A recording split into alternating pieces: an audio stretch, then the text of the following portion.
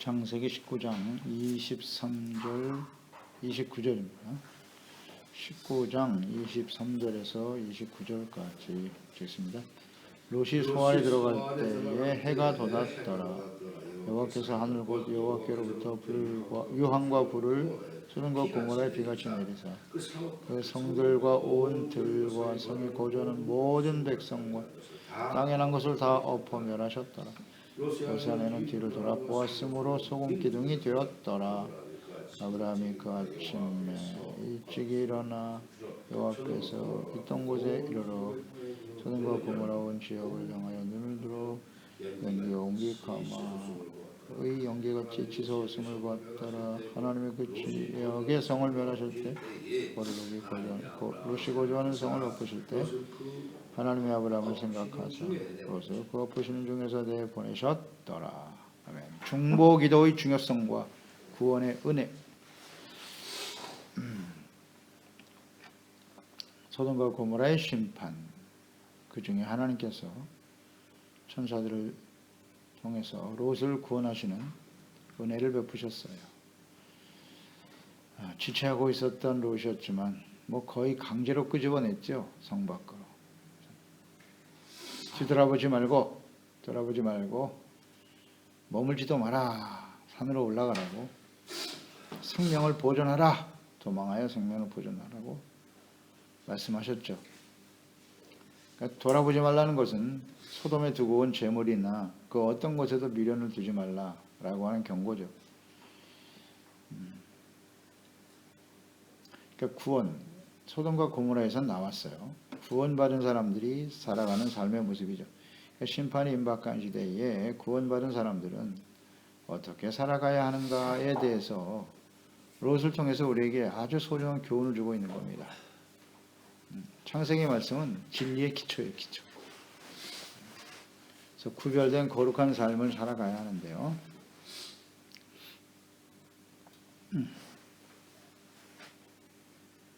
그러니까 이게 하나님의 은혜가 아니었으면 롯은 정말 구원받을 수 없었을 것이다 하는 생각을 하게 되고요.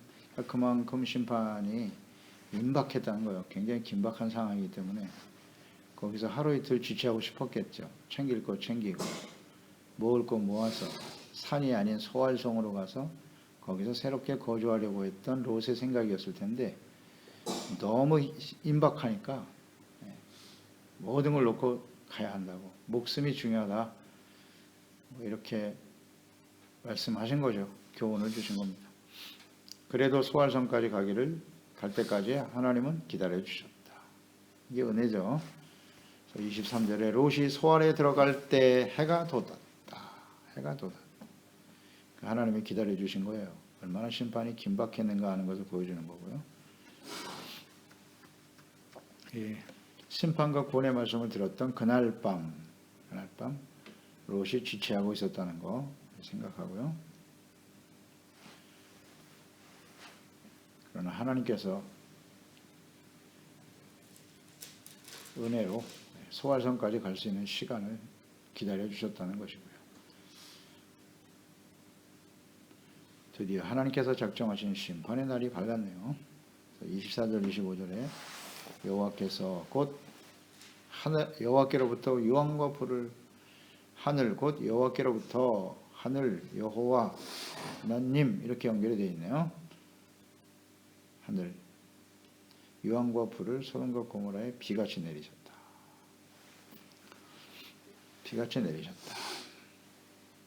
그 성들과 온 들과 성에 거주하는 모든 백성이네요. 모든 백성이 다 거기서 나오지 못한 사람들은 다 죽는 거죠. 몰랐겠죠? 이런 일들이 일어날 줄을. 기회를 주셨다고 그랬어요. 전쟁을 통해서 한번 소돔이 크게 패배함으로써 돌이킬 수 있는 기회를 주었고, 그러나 돌이키지 못해서 결국 멸망의 길을 가고 마네요. 다 죽었다. 이들 안에 롯의 사위들도 있었죠. 농담으로 여겼다고. 구원의 소식을 들었으나 거부했죠. 그 결과는 이와 같다. 예수 그리스도를 통한 구원의 복된 소식을 전합니다만 이걸 거부하면 이렇게 되겠죠. 기회를 놓쳐버렸네. 그래서 이 기회를 절대 놓치지 말아야 한다 하는 걸 생각하게 되고요. 모든 사람들이 다 멸망의 길을 갔다. 하늘에서 유황과 불이 비같이 내렸다. 이것은 이제 심판의 하나의 본을 보이신 거예요. 앞으로 이제 노아 때처럼 비로 세상을 멸망시키는 일은 없다고 하셨으니까 앞으로는 이와 같은 모습으로 하나님이 심판하실 것이다. 정해놓으신 거예요. 요한계시록의 내용과 바로 일치하죠. 바로 일치합니다. 이건 과거에 있었던 일이고 계시록은 장차 일어날 일이고 내용은 같다. 원인도 같고 결과도 같고 그러니까 진리죠. 하나님의 말씀은 이런 일들이 벌어질 겁니다. 또 하나는 여호와께로부터 그랬죠. 그러니까 이 심판의 주체가 하나님이시다. 하나님이시다. 항상 여기에 우리는 주목해야 돼요. 그러니까 우리는 하나님보다는 자꾸 상황을 자꾸 보잖아요.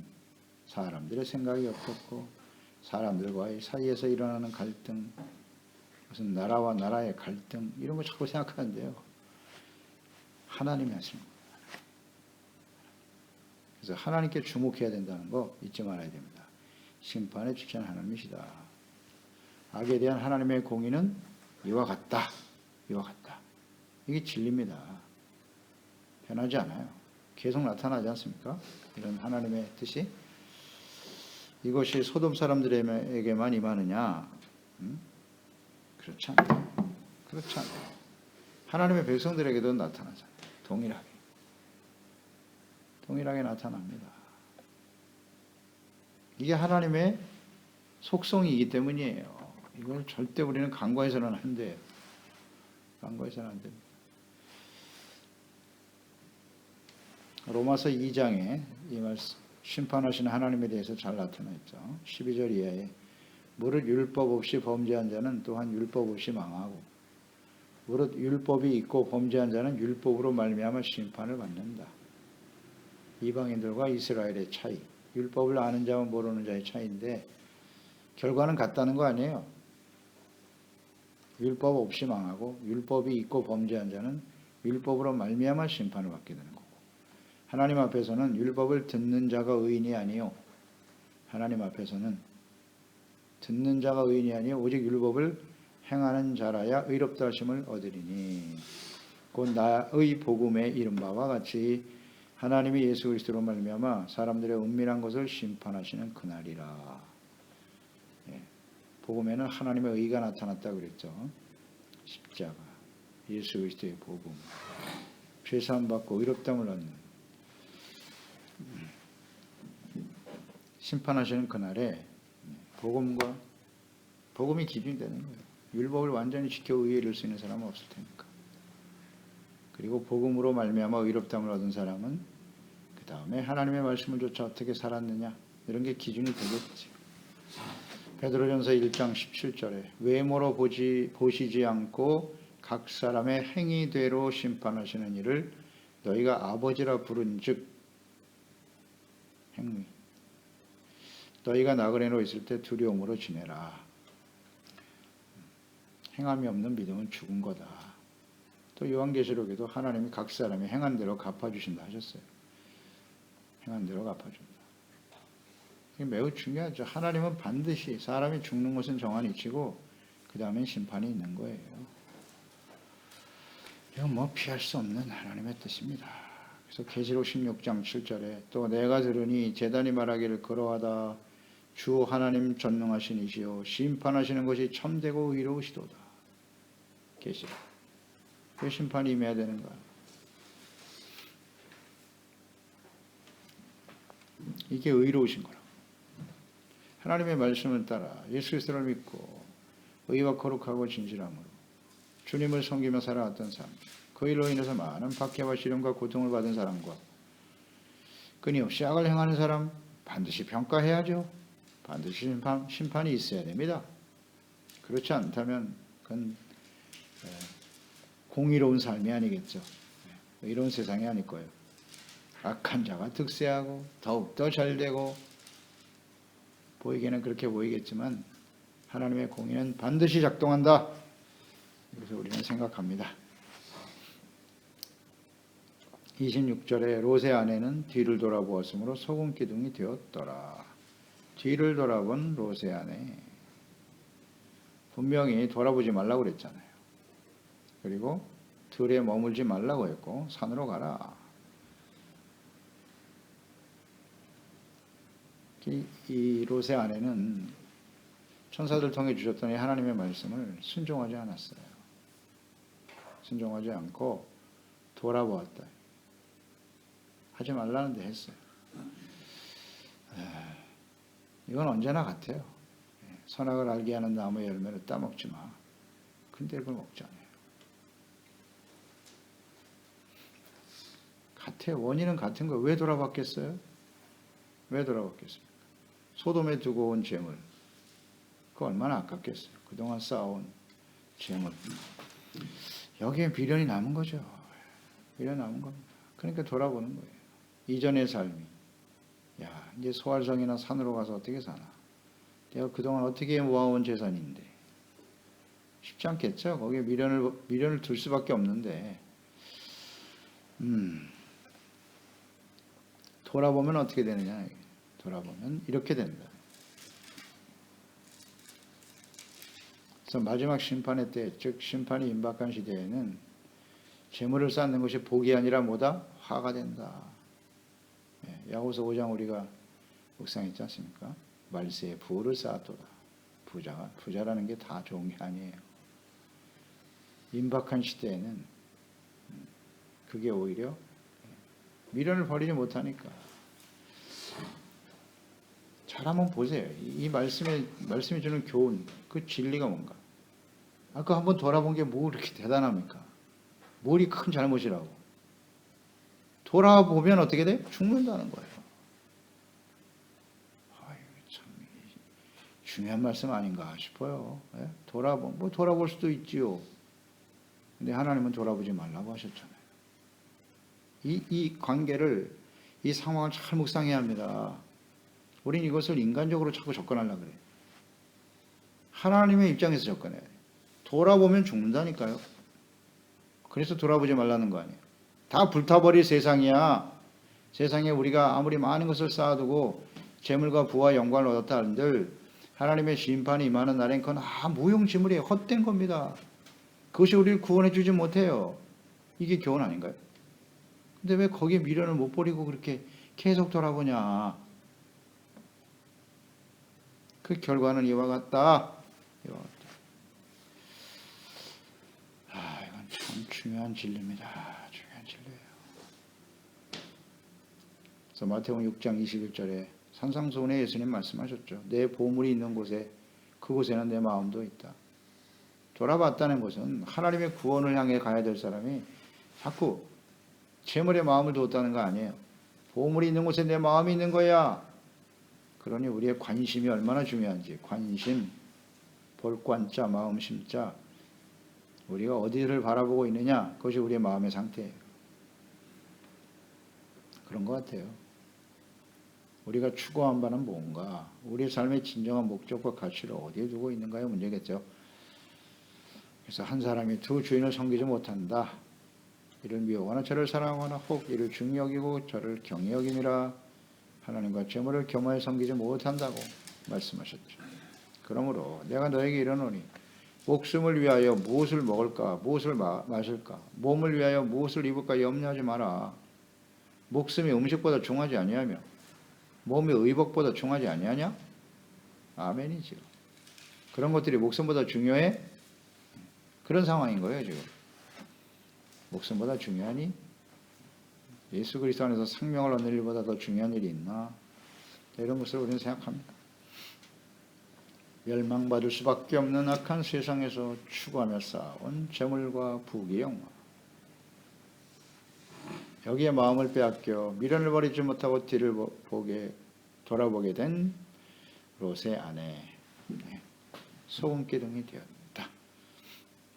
그러니까 이는 지금 심판에서 구원을 받은 상태잖아요. 소돔과 고모라에서 나왔잖아요. 구원을 받은 상태였으나 뒤돌아보니까 사망에 이르더라. 결과가 같네요. 결과가 같아요. 이게 굉장히 중요한 교훈하니까요. 은혜로 구원받은, 은혜죠. 그들이 뭐 하나님 앞에 온전한 의의가 있어서 구원받은 건 아니에요. 롯이 그래도 의로운 모습이 있었으나 온전하지 못했죠. 계속 지체하고 있고. 은혜로 구원받은 겁니다. 구원을 받았는데 자꾸 뒤돌아보는 거야. 미련을 버리지 못해. 결과는 같다. 그렇지 않나요? 그럼 하나님이 그냥 죽게 하실 수도 있는데 소금 기둥이 되게 하겠다는 말씀을 안 하셨어요. 돌아보면 너 죽는다 이런 말씀을 하시지도 않았고. 그래서 저는 묵상해 보는 거예요. 돌아보지 말라. 머물지 말라. 그러면 너 소금 기둥 되고 죽는다. 이 말씀을 하셨으면 어땠을까요? 이 말씀을 하셨으면 어땠을까요? 안 돌아봤을까요? 그런 생각도 하게 돼요. 소금 기둥 그냥 죽이시면 되는데 왜 소금 기둥이 되게 하셨을까요? 모든 세대의 모든 사람들에게 교훈을 주기 위해서죠. 당분간 한참 동안 거기 서 있었을 거예요. 그 소금 기둥이. 그러면서 이 소금 기둥에 얽혀진 이야기가 뭐지? 롯의 아내가 이렇게 소돔과 고모라가 멸망당하는 상황에 하나님의 말씀을 어기고 뒤돌아보다 이렇게 됐다고 하더라. 교훈을 얻기 위해서. 뒤돌아보는 사람은 다 이렇게 된다고. 교훈 아니겠어요? 이 소금 기둥이 오늘날도 서 있는 거예요. 우리 가운데 있어요. 교회 안에도 많고, 많습니다. 소금 기둥들이 뭐 수두룩하겠죠. 미련이 많아. 그걸 못 버려. 그걸 보면서 우리가 교훈을 얻어야 되거든요. 전혀 교훈을 얻지 못하는 거죠. 소금 기둥 같은 사람들이 얼마나 많습니까? 구원은 받았어요. 다. 여전히 세상에 있는 것에 집착하고 살잖아요. 세상에서 무슨 권력을 얻고 부귀 영화를 얻고 그것이 우리에게 삶의 평안함과 유익을 준다고 미련을 못 버려요. 교훈을 얻게 하기 위함이다. 그래서 우리가 애굽에서 구원받은 이스라엘 백성들과 바로 연결되죠. 연결됩니다. 광야에서 말입니다. 애굽에서 삶을 끊임없이 그리워했어요. 툭 하면 애굽으로 돌아가자고 외치다가 광야에서 다 죽었습니다. 민수기 14장이죠. 1절로 4절에 정탐권 보내놓고 보고를 받아보니 그것은 좋긴 좋은데 우리보다 너무 힘이 강해서 우리가 도저히 못 들어간다. 그럼 뭐야? 우린 여기까지 왜 온 거야? 절망했죠. 이스라엘 백성들이. 그러면서 온 회중이 소리를 높여 부르짖으며 백성이 밤새도록 통곡하였더라. 이스라엘 자손이 다 모세와 아론을 원망하며 온 회중이 그들에게 이르되 우리가 애굽 땅에서 죽었거나 이 광야에서 죽었으면 좋았을 것을 말을 이렇게 함부로 하면 안 됩니다. 이 말한 대로 해주셨잖아요. 하나님이.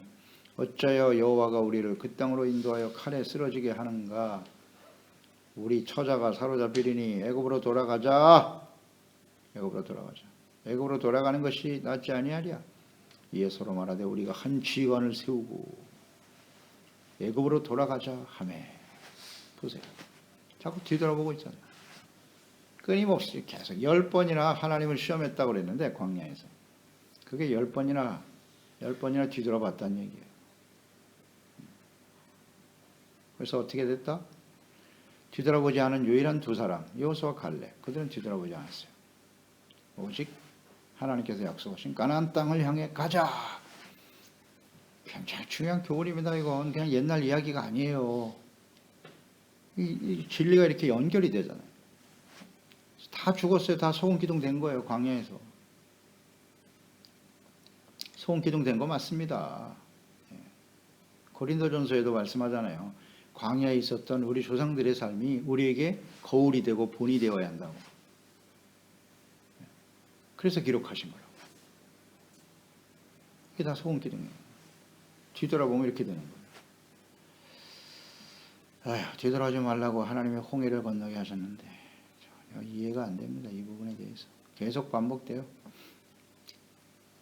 그래서 구원받은 오늘날 우리 그리스도인들도 과거 예수님 없이 살던 이전의 삶, 자기 멋대로 살았잖아요. 자기가 옳다고 여기는 대로 육신의 정욕, 안목의 정욕, 이 세상의 자랑을 쫓아 살아왔던 교만한 이전의 삶을 절대 돌아보지 말라는 겁니다. 오직 하나님의 자녀답게 영원한 하나님의 나라와 의를 추구하며 살아가야 한다. 이 교훈이죠. 그래서 누가복음 9장 62절이죠. 예수께서 이르시되 손에 쟁기를 잡고 뒤를 돌아보는 자는 하나님의 나라에 합당하지 아니하니라. 아멘. 뒤돌아보면 하나님의 나라에 못 들어간다는 거잖아요. 들어간다고. 뒤돌아보지 말라는 게 무슨 뜻인지 알겠죠? 잘 한번 묵상해 보세요. 우리가 이전의 삶에 대해서 아직도 미련이 남아있나? 미련 없음. 돌아가라고 해도 돌아갈 수가 없어요. 이전의 삶은 하나님이 없이 뭐 부와 영광을 누리고 살아가는 거 하나도 부럽지 않음. 그걸 왜 따라갑니까? 그게 멸망의 길인데. 그 결과가 멸망인데 그게 뭐가 부러워? 그걸 동경하고 하나님의 말씀을 버리고 그걸 향해 달려간단 말입니까? 이미 죽은 거예요. 돌아보는 사람은 죽은 사람. 뭐가 미련이 있습니까? 우리의 인생이 풀과 같은 것이고 그 모든 영광은 풀의 꽃과 같은 것인데 시들고 떨어집니다. 이렇게 다 불타버릴 세상에 무슨 미련을 두고 살아? 그러니까 여기에 미련에 붙잡히기 때문에 더 성숙해하지 못하는 거고 더 끊임없이 전진하며 달리지 못하는 거예요. 이걸 끊어버려야 돼요. 결과는 같다. 구원은 받았는데 뒤돌아보면 결과는 같다. 27절 28절로 연결되네요. 아브라함이 일찍이 일어나, 여기 아브라함이 언급되네요. 여호와 앞에서 간구하던 자리에 서서 여호와 앞에 간구하며 기도하던 자리죠. 의인 50명이면 어떻게 하실 건데요? 10명까지 간구하던 자리죠. 소돔과 고모라에서 온기가마의 연기같이 치솟음을 보았다. 그랬네요. 그냥 묵상됩니다. 이 아브라함이 그날 밤, 롯과 천사들이 만나서 동틀 때 이제 심판이 임했는데, 그날 밤에 그런 일이 있었던 그날 밤에 아브라함은 기도했겠죠. 그렇죠? 간절히 간구했고 천사들에게 소돔과 고모라의 심판의 소식을 듣고 이게 이렇게 빨리 이루어질지는 자기도 몰랐을 거예요. 아브라함도 어쨌든 포기하지 않고 계속 기도했고 그 다음 천사들이 떠난 다음에 기도했을 거라 봅니다. 하나님이요, 소돔이 의인 10명이 없어 멸망을 당한다는데 최소한 롯의 가족들은 살려주셔야 되지 않겠습니까? 기도했겠습니까? 안 했습니까? 기도했겠죠. 그날 밤에. 그래서 천사를 만나게 된 것이고 다 하나님이 아브라함을 생각하신 거예요. 만나게 하셨고 기회를 주신 것이고 지체하는 그를 끄집어내신 겁니다. 이게 다 하나님의 아브라함의 기도를 들으셨다고 29절에 나오잖아요. 하나님이 그 지역에 성을 멸하실 때, 곧 롯이 거주하는 성읍을 엎으실 때 하나님이 아브라함을 생각하사 롯을 그 엎으시는 중에서 내보내셨더라. 아멘. 그렇죠. 그리고 또 하나는 일찍이라는 말이 중요해요. 아브라함이 일찍 일어나. 왜 일찍 일어났을까요? 기도거든요. 하나님, 소돔과 고모라가 멸망당한다는데 우리 조카 롯을 살려주셔야지요. 그래서 일찍 일어나지 아니할 수가 없나이다. 그래서 일찍 일어나 기도하기 위해서 어디에 섰다? 하나님 앞에 간구하던 자리는 기도하던 자리입니다. 그 기도하는 자리에 딱 서서 보니 이미 벌써 연기가 올라가네. 야, 심판이 임했구나. 말씀이 성취되었네. 그러니까 이렇게 하나님 앞에 일찍 일어나 중보하며 기도했던 아브라함을 생각하셨다는 거지. 하나님 보신 거죠. 그래, 아브라함, 내가 너 때문에 내 조카 롯을 살려주마. 은혜죠. 은혜로 구원받은 겁니다. 아브라함 때문에 구원받은 거예요. 롯은. 우리가 롯이 의의 모습이 있었다는 것을 묵상해 봤는데 그 또한 완전하지 못한 의였어요. 결과적으로는 아브라함을 생각하셔서 롯을 살려내신 것이다. 이와 같은 은혜가 우리에게 임하기를 정말 간절히 기도하는 겁니다. 그래서 우리가 기도하는 거예요. 의인의 기도를 응답해 주신다. 그렇죠? 그래서 중보기도의 중요성인 거예요. 우리가 의를 하나님의 말씀을 따라 예수 그리스도 안에서 의롭다함을 얻고 의의 삶을 지켜가는 것, 하나님의 나라와 의를 위해 살아가며 기도하는 것이 얼마나 중요한가. 그 기도를 하나님이 들으신다는 거 아니에요. 잠언서 15장 29절 여호와는 악인은 멀리하시고 의인의 기도를 들으시느니라. 아멘. 의인의 기도를 들으신다. 아브라함과 같이 믿음으로 의롭다함을 얻고, 우리가 의가 온전하지 못하잖아요. 그러니까 끊임없이 하나님 앞에서 우리 자신을 발견하고 돌이키고 용서받고 의의 삶을 추구하는 진정한 의로운 자들이죠. 의가 우리의 삶의 중심이 되는 사람들의 기도를 하나님이 들으신다. 아멘. 이게 의에 대한 이해를 못하는 것 같아요. 우리가 예수 믿고 구원받아 의인이 되었다, 이거 잘못 가르치면 정말 큰일 날 것 같아요. 구원받고도 이렇게 사망에 처하지 않습니까? 그런데 예수 믿었으니까, 나는 죄산 받았으니까 완전한 의인이야, 그러니 나는 아무렇게나 살아도 하나님이 나의 기도를 들어주실 거야. 아니거든요. 이거 잘못 가르친다고. 잘못 가르쳐. 그러면 예배가 뭘 필요하면, 그 구원파가 의외로 많아요.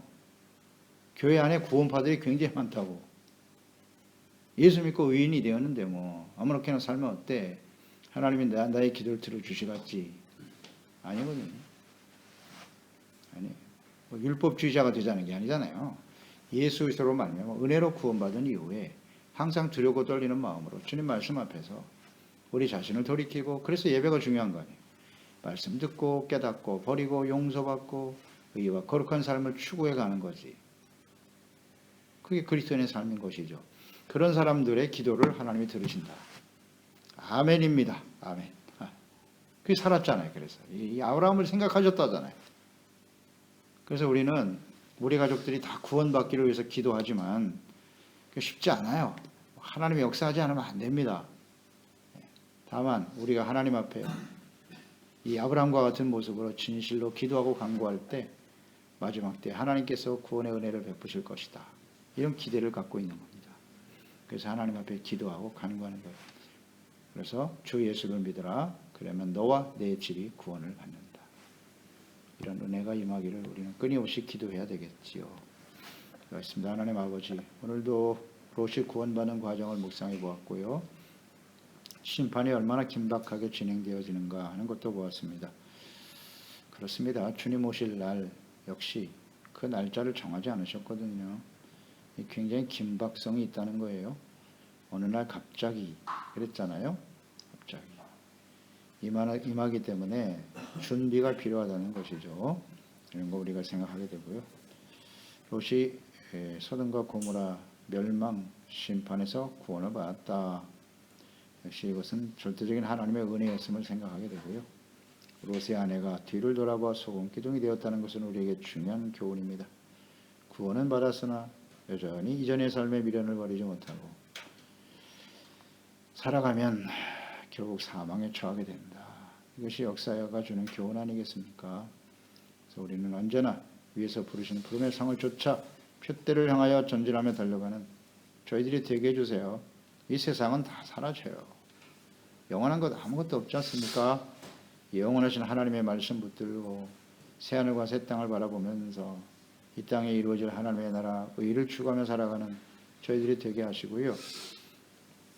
아브라함을 생각하사 롯을 구원하신 것처럼 우리의 기도와 간구를 하나님께서 응답하사 소중한 우리 가족들, 지체들 온전한 구원에 참여하여 영광스러운 모습으로 주님을 배울 수 있게 하소서.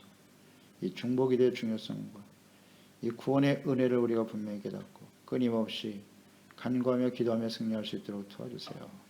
예수님의 이름으로 기도드리옵나이다.